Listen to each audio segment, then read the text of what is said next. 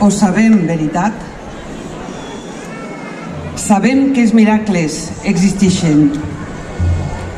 No parle d'aquelles aparicions furtives que alguns afirmen que ens salvaran dels infels d'ultratomba. Parle dels miracles que ens han acompanyat des que la humanitat ha volgut ser humana.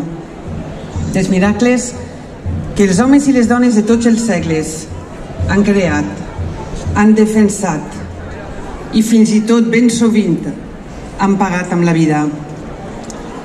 Parle de la veu de la música, de la literatura, la pintura, l'escultura, la dansa, el teatre, el cinema, la fotografia.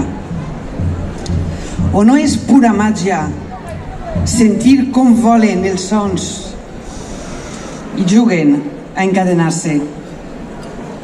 No és genialitat escampar paraules sobre unes pàgines blanques i veure embrollar versos que se t'enrosquen al cor i als llavis i et fan dir coses com: no hi havia a València dos amants com nosaltres.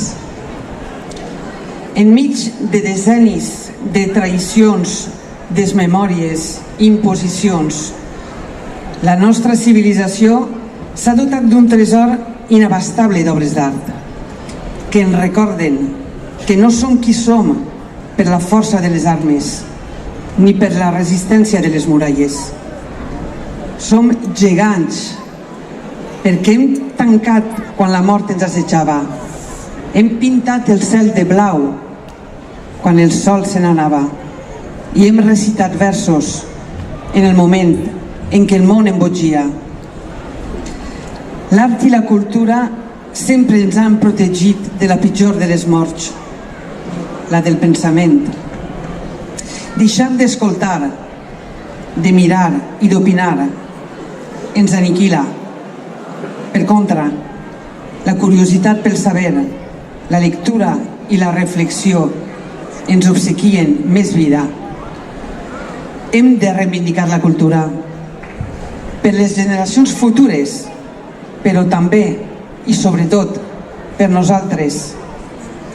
Ara mateix som nosaltres qui hem de llegir, aplaudir el teatre o explorar les obres musicals, perquè si no ho fem de manera urgent i àvida, la cultura desapareixerà i amb ella l'herència que volem destinar a qui ens vinga darrere. La cultura és una au espectacular que sobrevola el món, feta de peces que han creat artistes de totes les èpoques.